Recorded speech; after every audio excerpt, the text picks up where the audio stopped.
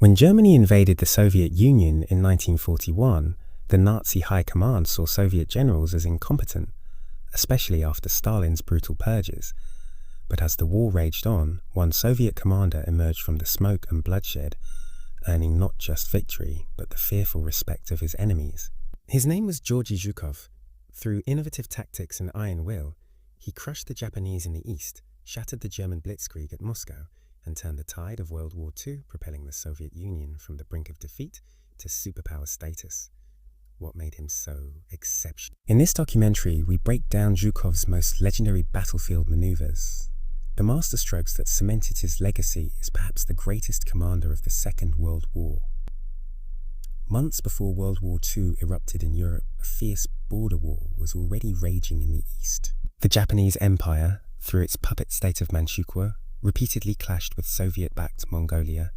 Each side claimed different borderlines, a dispute that exploded into open combat by summer 1939.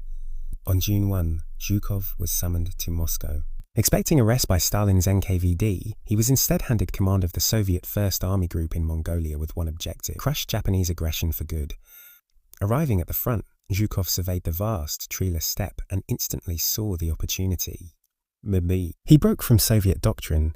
Instead of using tanks merely to support infantry, he formed them into fast, independent armoured strike groups. He flooded the area with BT tanks, aircraft and motorised brigades perfectly suited for the open terrain. After weeks of skirmishes, the front stalled by late July, but Zhukov was only preparing his masterpiece. In total secrecy, under cover of darkness, he moved massive forces into position. To mask the sound of tanks, he ordered supply trucks, with mufflers removed, to drive in front, drowning out the armoured rumble with harmless noise. Night after night, Japanese patrols heard engines roaring across the steppe, confused and unable to gauge the true scale of the build-up. Then, on August 20th, 1939, the steppe exploded. Soviet artillery erupted, followed by the first fighter bomber offensive in Soviet Air Force history.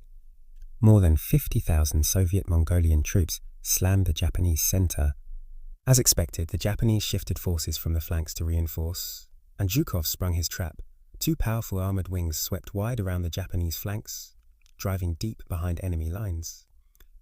They cut supply routes, communications, and escape roads at lightning speed. By August 25, the Soviet pincers linked up near Nomonane. The elite Japanese 23rd Division was completely surrounded on the open plain. Desperate breakout attempts were annihilated. Trapped and refusing surrender, the Japanese division was systematically destroyed by artillery and air power, land air power. Zhukov achieved total encirclement and annihilation. Japan never again challenged the USSR in the north, and Zhukov's revolutionary use of armour, combined with his genius for logistics and deception, caught the eye of Stalin just in time for the coming storm. By October 1941, the Soviet Union was collapsing. Operation Barbarossa had swallowed vast territories, destroyed entire armies, and brought the Wehrmacht to Moscow's gates.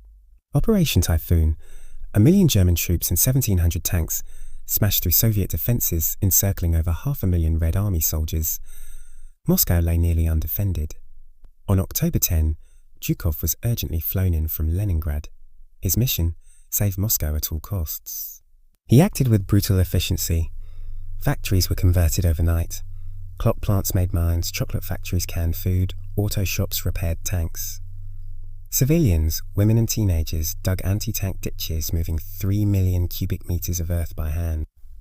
Zhukov scraped together new divisions and strengthened the defences. Though ground was still lost, German advances slowed under heavy casualties and exhaustion. Then, a critical intelligence breakthrough. Spies confirmed Japan would not attack the Soviet East. Zhukov immediately transferred hardened Siberian and Far Eastern divisions, veterans of freezing warfare, to Moscow's defence. On November 15th, the Germans launched their final assault. The northern thrust advanced, but the southern pincer met Zhukov's freshly positioned Siberians and stalled. Temperatures plummeted to 45 degrees C. German engines froze, soldiers suffered frostbite by the thousands. Yet they pushed desperately, hoping to seize Moscow for shelter. Zhukov's multi-layered defences inflicted catastrophic losses. Then, as German forces neared the city of Kashira, he unleashed a vicious counterattack with brand new T-34 and KV-1 tanks. The German spearhead was thrown back 40 kilometers. For the first time, the Blitzkrieg was broken. On December 5, Zhukov launched his counter-offensive. Over 1 million Soviet troops, 1,700 tanks, and Siberian ski battalions surged across a 1,000-kilometer front. By January, the Germans were pushed back up to 250 km. Moscow was saved. Zhukov's defensive genius, his mastery of logistics, and his ability to anticipate the enemy had turned certain defeat into a decisive victory, the first major German reversal of the war. After Moscow, the Germans aimed south, toward the oil-rich Caucasus. The gateway was Stalingrad.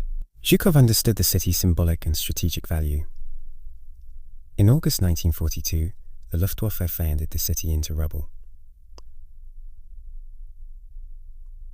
German infantry seized 90% of it, but the remaining industrial districts became a hellish maze of close-quarters combat. Stalin's order, "Not one step back," turned every factory and street into a kill zone. A German officer's letter captured the despair. The whole war for France was shorter than the fight for one Volga factory, yet Zhukov saw a larger canvas. While the Germans bled themselves in the ruins, he was planning not just to defend Stalingrad, but to destroy the entire German Sixth Army. He noticed critical weaknesses. The German flanks were held by poorly equipped Romanian and Italian troops, lacking anti-tank weapons. And like at Khalkhin, he used maskirovka, large-scale military deception, to hide a massive build-up. Over months, under radio silence and careful camouflage, Zhukov assembled 5 fresh armies north and south of the city, completely hidden from Luftwaffe reconnaissance. On November 19, 1942, Operation Uranus began. Soviet armoured spearheads tore through the weak Axis flanks. Within hours, gaps opened wide. Within days, the pincers raced across the steppe. On November 23, they met at Kalach, encircling over 250,000 Axis troops, the entire German Sixth Army. Trapped in a shrinking pocket, subjected to relentless artillery bombardment, the Germans were ground down. On February 2, 1943, the last survivors surrendered. Zhukov had executed a flawless encirclement on a staggering scale. The victory at Stalingrad broke the German offensive forever and marked the turning point of World War II in the East. From the steppes of Mongolia to the streets of Stalingrad, Zhukov combined innovation